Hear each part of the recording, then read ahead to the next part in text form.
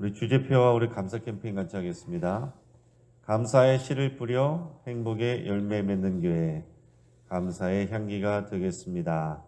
감사의 꽃을 피우겠습니다. 감사의 열매를 맺겠습니다. 이번 주 묵상 말씀 에베소서 5장 4절 말씀을 세 번 같이 하겠습니다. 누추함과 어리석은 말이나 희롱의 말이 마땅치 아니하니 오히려 감사하는 말을 하라. 누추함과 어리석은 말이나 희롱의 말이 마땅치 아니하며 오히려 감사하는 말을 하라. 누추함과 어리석은 말이나 희롱의 말이 마땅치 아니하니 오히려 감사하는 말을 하라. 아멘. 하나님께서 오늘 우리에게 주실 말씀은 열왕기하 24장 8절부터 25장 7절까지 말씀입니다. 오늘 본문을 통해서 비참한 결말, 이런 제목으로 말씀 은혜를 같이 나누겠습니다. 사과를 심은 사람은 사과 열매를 먹고 배를 심은 사람은 배를 먹게 됩니다. 현실에서는 여러 가지 변수가 있어서 그렇지 않을 수도 있지만은 이것이 하나님이 행하시는 통치 원리이기도 합니다. 여러분, 사람들은 자신의 말과 행동과 선택에 대한 열매를 먹게 되어 있습니다. 자신이 뿌린 씨의 열매를 먹는다 하는 얘기입니다. 사자성어 사필귀정과 인과응보의 의미가 또 이와 같습니다. 사필귀정의 뜻은 바른 일이 반드시 돌아온다 라는 뜻이고, 인과응보는 또 선한 일을 하면 좋은 결과가 뒤따르고 악한 일에는 악한 결과가 있다라는 뜻이죠. 그러나 우리가 살아가는 현실에서는 그러지 않아 보입니다. 그러나 마지막 때 하나님 앞에서 하나님이 통치하시는 이 하나님의 역사는 결국 그렇습니다. 인과응보이고 또 사필귀정이고 자신의 열매를 자기가 먹게 되어 있습니다. 요시야 왕은 선한 왕이었죠. 신명기 말씀을 읽고서 자기 옷을 찢으면서 하나님 앞에 견비한 모습을 보였습니다. 남유다 왕국의 범죄함으로 인해서 하나님은 남유다의 멸망을 준비하고 계셨는데, 이 요시야 왕의 믿음의 행동으로 인해서 하나님께서는 요시야 왕 때엔 그 일이 일어나지 않겠다. 요시야 왕은 이 나라의 멸망을 보지 않게 하겠다라고 그랬습니다. 그래서 요시야 왕은 그 전쟁을 보지 않고 멸망을 보지 않고 평안하게 또 그 인생을 마쳤습니다. 그리고 나서 이 요시야 왕 이후에 이어지는 왕들은 하나같이 여호와 보시기에 악을 행하였습니다. 요시야 왕 다음에 4명이 나오는데 그 중에 3명은 요시야 왕의 아들이고 1명은 손자입니다. 요시야 왕 때문에 멸망이 그들에게 온 것이 아니다라는 얘기예요. 요시야 왕이 또 하나님 앞에서 보호를 받고 하나님께서 요시야 왕이 약속하실 때 요시야 왕 때는 이 멸망을 이루지 않겠다. 요시야 왕 때 그러지 않았으니 요시야 왕 때문에 그 이후에 유다의 멸망이 왔다. 이렇게 생각할 수 있지만 그렇지 않다는 얘기입니다. 말씀드린 것처럼 그 이후의 왕들은 하나같이 여호와 보시기에 악을 행하였다라는 말이 바로바로 붙습니다. 자신들을 스스로가 행한 이런 불신앙적인 말과 행동과 선택으로 인한 그 열매를 각자 먹게 되었다 하는 얘기예요. 선한 왕 요시야 왕 이후에 믿음 없이 악한 왕들이 계속 이어집니다. 그 앞에서 히스기야 왕이 죽고 나서 악한 왕들이 이어지더니 요시야 왕이 죽고 난 후에도 악한 왕들이 이어집니다. 언뜻 생각하면 이해하기가 쉽지가 않습니다. 그런 선한 왕들 다음에 왜 이렇게 악한 왕들이 나올까? 그걸 우리가 정확하게 알 수가 없습니다. 그리고 다시 기회가 없이 남유다 왕국의 멸망으로 이어집니다. 그 앞에는 기회가 있었지만은 이제 그 기회의 끝이 다다라서 결국 남유다 왕국도 멸망한다는 얘기죠. 이미 북이스라엘은 망하고 없고요. 남유다 왕국이 이어지고 있었는데 남유다 왕국도 멸망하게 되는 것입니다. 그렇게 해서 결국 하나님께서 이스라엘 이스라엘이라는 나라를 세우게 하셨고 하나님의 뜻이 이루어지는 나라로 이루어 가시기를 원하셨는데, 그러나 하나님께서 원하지 않던 이 왕정이 시작됐고, 이 왕정이 500년도 안 돼서 시드기야 왕을 마지막으로 또 망하게 됩니다. 자, 요시야 왕의 그 뒤를 이은 처음 사람은 넷째 아들인 여호아스였어요. 자, 여호아스는 왕이 된 지 3개월 만에, 3개월밖에 안 됐는데 이집트가 포로로 잡아갔습니다. 이집트는 그리고 왕의 자리에 자기 마음대로 요시아의 둘째 아들 엘리야김을 앉혔습니다. 그리고 그 이름을 여호야김으로 바꿨어요.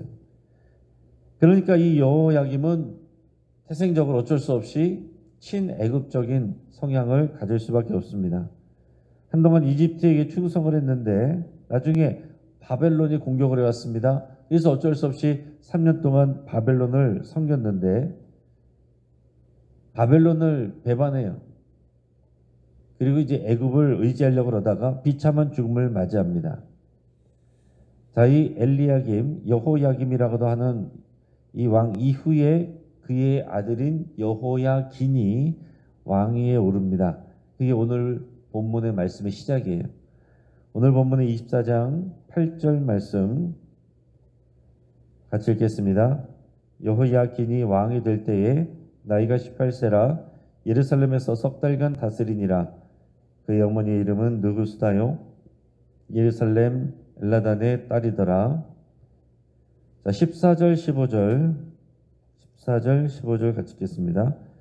그가 또 예루살렘의 모든 백성과 모든 지도자와 모든 용사 10,000명과 모든 장인과 대장장이를 사로잡아가매 비천한 자 외에는 그 땅에 남은 자가 없었더라.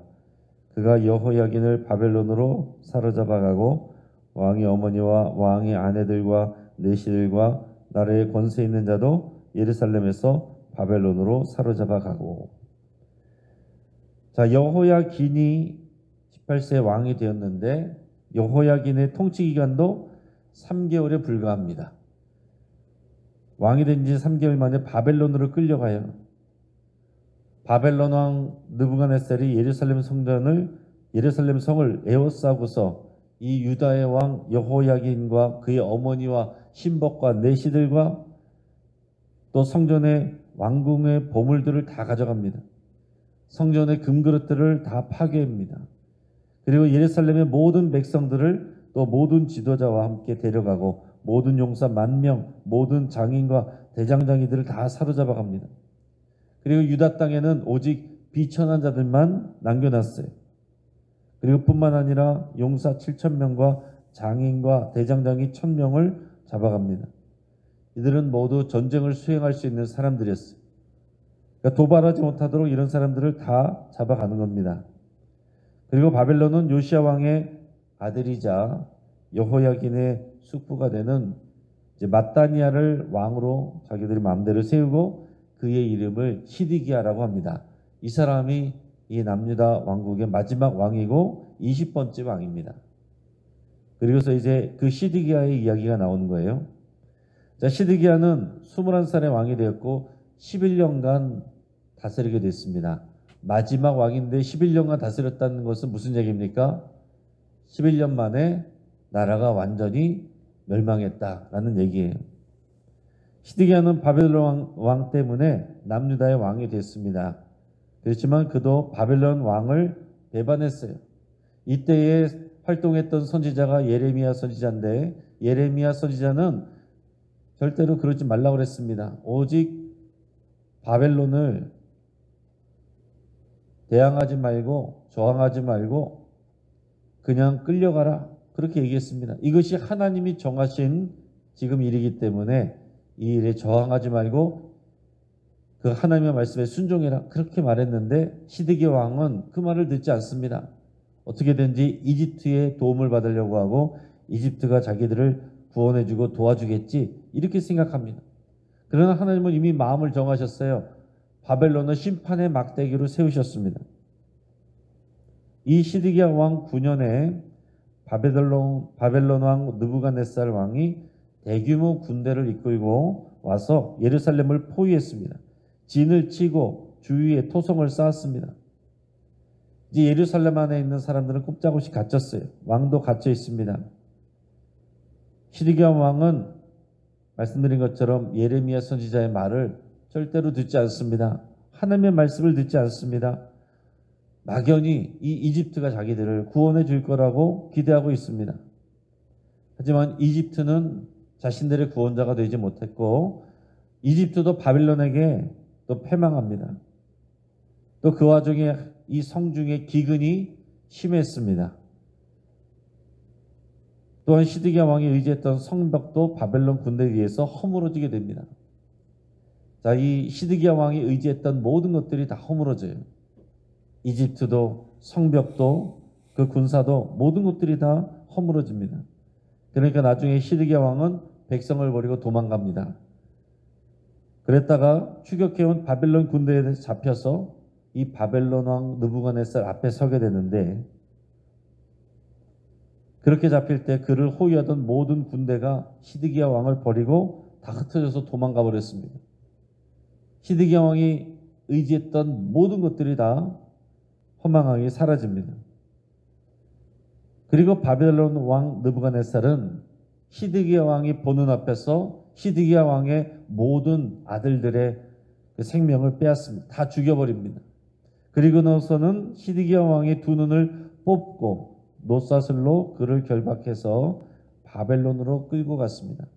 자, 그러니까 이 시드기야 왕이 마지막에 본 장면, 이 땅에서 자기의 두 눈으로 마지막으로 본 장면은 뭐예요? 자기의 아들들이 바벨론 왕의 손에 죽는 그런 장면입니다. 그리고 나서 그는 이 노사슬로 이제 꿰어서 굴비처럼 꿰어서 그렇게 바벨론으로 끌려갔습니다. 자, 이 모든 일의 열매는 말씀드린 것처럼 정치 외교적인 선택이 결과가 아닙니다. 여호와 보시기에 그들이 악을 행했기 때문에 그 열매를 먹게 되는 것입니다. 하나님은 결국 그들을 약속의 땅에서 쫓아내셨어요. 하나님의 말씀에 순종하고 그 언약에 충실하면 하나님이 그 약속의 땅에서 번성하게 하시고 형통하게 하십니다. 그러나 불순종하면 하나님이 아닌 다른 사람들을 의지하면 결국에는 하나님께서 약속의 땅에서 쫓아내는 거예요. 말씀드린 것처럼 예레미야서 26장에 그 약속이 이미 다 나와 있습니다. 하나님의 말씀에 순종하면 나라의 국방을 튼튼히 해주시고 또 경제가 또 융성하게 해준다고 약속하셨습니다. 그러나 하나님의 말씀에 순종하지 않고 우상을 섬기고 다른 나라들을 섬기면 세 단계로 하나님께서 징계하시는데 첫째는 기근이 오고 둘째는 그래도 안 들으면 수탈당하고 마지막 세 번째는 전쟁을 통해서 멸망하고 포로로 끌려간다. 하나님께서 주신 땅을 빼앗긴다. 그게 다 나와 있습니다. 결국 그 모든 것이 완전히 다 이루어져서 비참한 결말을 맺은 게 이 남유다 왕국의 20번째 왕 시드기야 때였다라는 얘기입니다. 이것은 하나님의 갑작스러운 결정이 아니에요. 변덕스러운 마음 때문이 아닙니다. 그 오래전부터 이 땅에 들어오기 전부터 하나님께서 가르쳐 주셨고 경고하셨고 수없는 또 많은 선지자들을 통해서 또 말씀하시고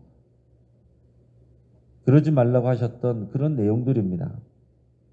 그런데 하나님의 이 경고의 메시지가 이 이스라엘의 역사 속에서 그대로 성취되었다 하는 것입니다. 여러분, 우리가 이 이야기들을 이런 내용들을 말씀을 통해서 읽을 때 그냥 우리와 상관없는 그냥 옛날 이야기가 아니라 과연 하나님의 말씀이 시간이 흘러 역사 속에서 그대로 다 빠짐없이 성취되었다 하는 것을 우리가 생각을 해야 됩니다. 이제 말씀을 정리합니다. 자, 우리 하나님은 모든 것이 하나님의 뜻에 따라 이루어지도록 통치를 하십니다.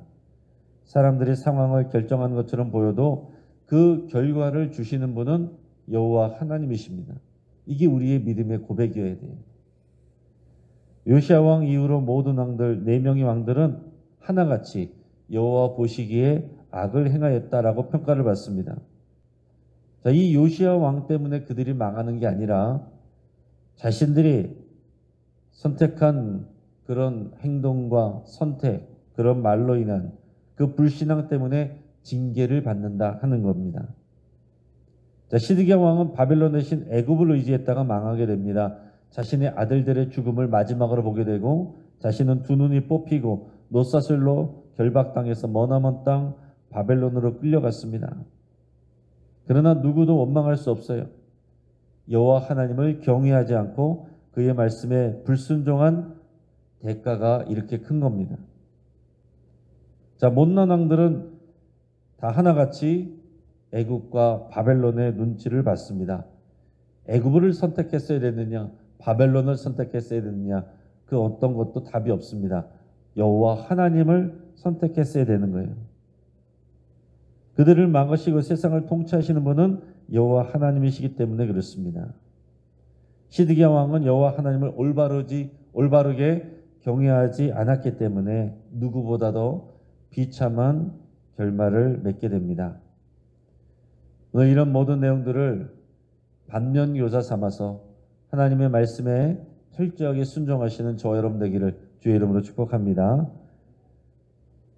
오늘 말씀을 붙잡고 함께 기도하겠습니다. 하나님께서 우리의 인생과 세상을 통치하시는 분인 것을 믿고 하나님 앞에 감사드리고 전적으로 하나님을 의지하기로 그렇게 결단하고 기도할 수 있기 바랍니다.